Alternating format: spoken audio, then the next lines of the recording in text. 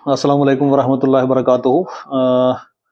आज आप सब लोगों के सामने आने का जो कारण है वो ये है कि 2 दिन से तुगलकी फरमान जो हैं जम्मू कश्मीर के एडमिनिस्ट्रेशन के द्वारा निकाले जा रहे हैं। तो मैं चाहता हूँ कि इस पे थोड़ा डिस्कस किया जाए। जैसे पहला जो तुगलकी फरमान एक निकला कि भई जो भी कंज्यूमेबल लिक्वर आपके नियर बाई किसी भी शॉप पे जनरल स्टोर पे मिल अवेलेबल हो जाएगा, एक ही ऑर्डर निकला। जिसका हमें बिल्कुल एक्सपेक्टेशन नहीं थी कि भाई गवर्नमेंट इस तरीके का कुछ भी लेके आएगी, जबकि पूरे हिंदुस्तान के अंदर इस टाइम पे ये चीजें चल रही हैं, बड़े बड़े कैंपेन चलाए जा रहे हैं कि भाई भारत को नशा मुक्त किया जाए। और दूसरी तरफ हमारे जम्मू कश्मीर की एडमिनिस्ट्रेशन जो है उसको मुक्त करने के बजाय हमारे पड़ोस तक को सप्लाई में लेके आ रही है, ताकि जैसे ड्रग्स के एडिक्ट होते जा रहे हैं बच्चे टाइम टू टाइम, इसी तरीके से लिक्वर के भी एडिक्ट हो जाएं और ये बोलने लायक ना रहें, ये बात करने लायक ना रहें। इस तरीके की साजिश मेरे को इसके पीछे लग रही है। मैं आप सब लोगों से, यहाँ की एडमिनिस्ट्रेशन से और एलजी साहब से स्पेशली ये रिक्वेस्ट करना चाहूंगा कि इस ऑर्डर को रिवोक किया जाए।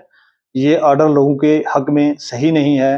तो कोई भी गवर्नमेंट होती है, जो वो इलेक्टेड गवर्नमेंट हो या जैसे कोई गवर्नमेंट सेंटर से कोई पावर में हो, तो इन लोगों का ये एक फर्ज बनता है कि भाई लोगों के हक के लिए जो काम है वो किए जाएं। ऐसा ना करके वो ये लोगों को उन चीजों की तरफ धकेल रहे हैं जिनकी तरफ पेरेंट्स जो है अपने बच्चों को नहीं जाना देना चाहते हैं, उनकी तरफ धकेला जा रहा है। एक तो ये रिक्वेस्ट है।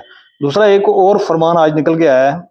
जैसे कि हमने पहले भी बहुत बार प्रोग्राम्स किए हैं, बहुत बार आप लोगों के आमने सामने हमने बात की है कि भाई ये जो एक बात निकली थी कि 25 लाख लोग वोटर जो हैं वो बाहर से लाए जा रहे हैं और उनको एनरोल किया जा रहा है हमारे जम्मू कश्मीर की वोटर लिस्ट में। एक जो ऑर्डर कल दोबारा निकल के आया है आज हमारे सामने, इस पर मैं रिक्वेस्ट करूंगा तमाम जितने भी पॉलिटिकल पार्टीज हैं, जितने भी पॉलिटिकल लोग हैं, जितने भी हमारे नौजवान लोग हैं जो बात करते रहते हैं अलग अलग मुद्दों के ऊपर, उन सब से रिक्वेस्ट है कि एक प्लेटफॉर्म पर सारे लोग आए और इसके ऊपर बात की जाए। क्योंकि ये कोई वैसा मुद्दा नहीं है जिसको हम लिंगरन कर दें, छोड़ दें। जैसे इन्होंने ऑर्डर निकाला तो ऑर्डर से ही आपको इनका जो बेसिक मुद्दा है, जो चीजें समझ में आ सकती हैं कि भाई ये क्यों किया जा रहा है और कैसे किया जा रहा है। आपके पास वाटर, इलेक्ट्रिसिटी, गैस कनेक्शन कोई भी 1 साल से पहले का हो, यहाँ का आधार कार्ड हो, आधार कार्ड में एड्रेस चेंज करना सबसे इजी है, उसके लिए कोई डॉक्यूमेंट प्रूफ नहीं लगता इस टाइम पे। करंट पासबुक हो आपकी नेशनल बैंक की, किसी की भी, इंडियन पासपोर्ट हो, रेवेन्यू डिपार्टमेंट के अंदर लैंड ओनिंग रिकॉर्ड हो कोई, ये तो सारी की सारी चीजें वो है कि रजिस्टर्ड रेंट डीड हो, जो बहुत आसानी से बन सकते हैं, कोई भी बना सकता है किसी जगह से भी। रजिस्टर्ड सेल डीड हो, कोई भी बना सकता है, ये हो सकता है।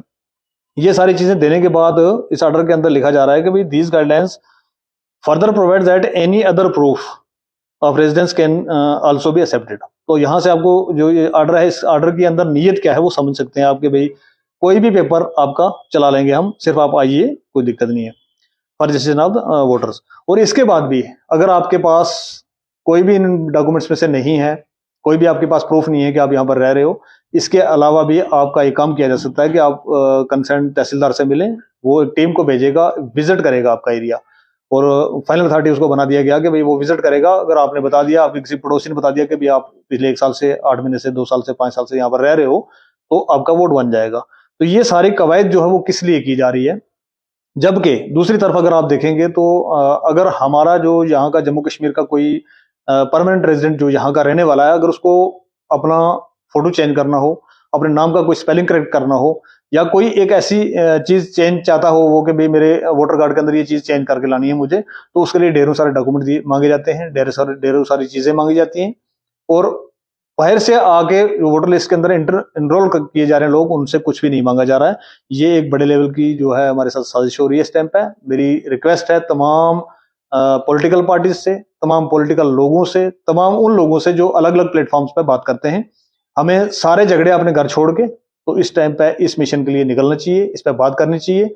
और मैं गुजारिश करूंगा एलजी एडमिनिस्ट्रेशन से कि जनाब ये इस तरीके के तुगलकी फरमान जो है हमारे पे न थोपे जाए, बाहर के लोगों को यहाँ पर वोटिंग राइट ना दिया जाए, क्योंकि इससे जो ये हमारा एक वोटिंग राइट ही जम्मू कश्मीर के अंदर बचा हुआ था, जिससे हमें लगता था कि कल को कोई इलेक्टेड गवर्नमेंट लेके हम आएंगे और हमारे जो मुद्दे हैं उनको हल करवाएंगे।